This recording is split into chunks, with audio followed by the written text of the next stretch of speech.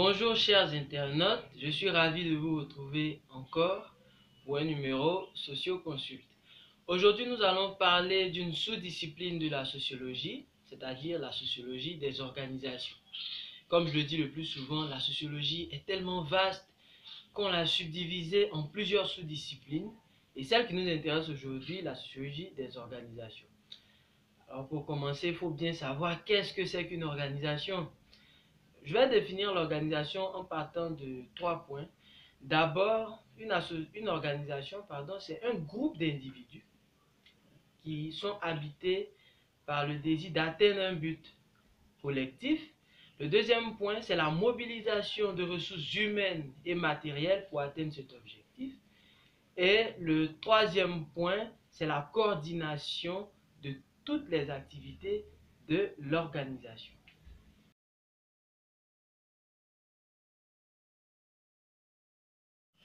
Quand on parle d'objets de la sociologie des organisations, on fait référence à toutes les organisations, c'est-à-dire les entreprises, les collectivités territoriales, les établissements scolaires, les banques, etc.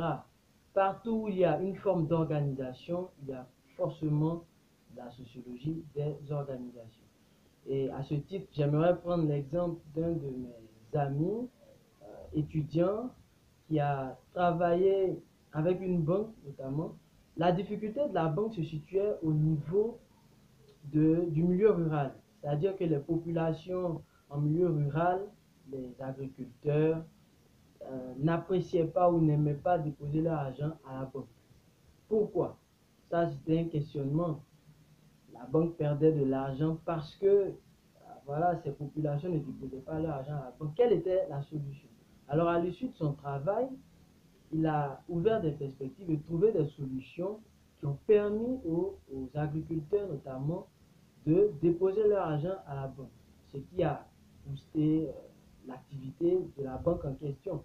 Donc, le sociologue des organisations est capable de faire de la recherche sur des problématiques qui intéressent les entreprises, mais également, il est habilité également à travailler en entreprise en tant que manager, en tant que chargé des ressources humaines.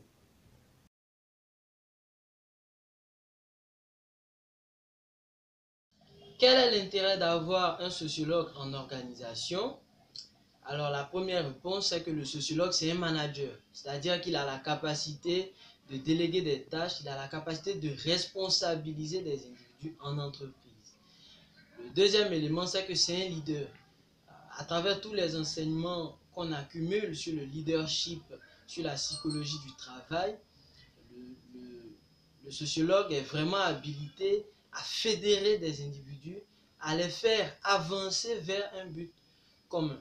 Et on sait que être leader, c'est important dans le règlement des conflits.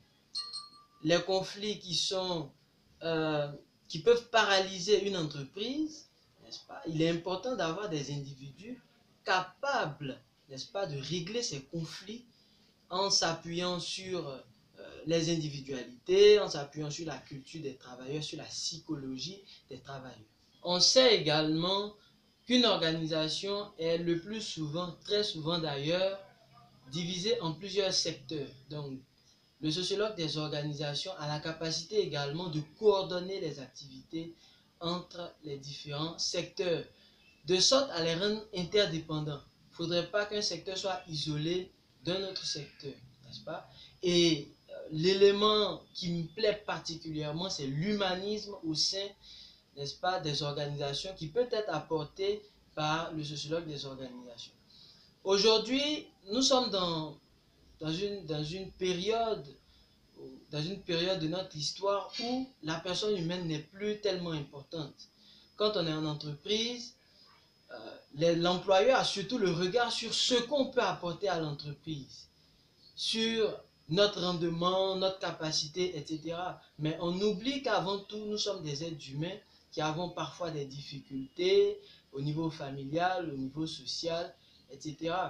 Et le sociologue des organisations, par sa connaissance de la culture et par son humanisme, va apporter ce bon vivre en entreprise. C'est-à-dire qu'il va tenir compte, n'est-ce pas, de de la personne humaine, c'est-à-dire des employeurs, mais plus sur le côté humain, le soutenir, le motiver afin qu'il soit encore plus performant pour son entreprise. Notre vidéo tire à sa fin et je le dis encore, la sociologie est vaste, tellement vaste qu'elle est divisée en plusieurs sous-disciplines dont la sociologie des organisations. Ce que je retiens particulièrement des sociologues de l'organisation, c'est qu'ils ont la capacité de faire de la recherche sociologique pour des entreprises, des études de marché par exemple. Ils ont également ce potentiel d'intervenir en entreprise. Ça, c'est pas donné à tout le monde. Ce sont des managers, ce sont des leaders qui ont la facilité de galvaniser les travailleurs, de les encourager, tout en apportant un côté humaniste. Ça a été un véritable plaisir, et comme toujours d'ailleurs, de vous parler de sociologie. À très bientôt pour un nouveau numéro.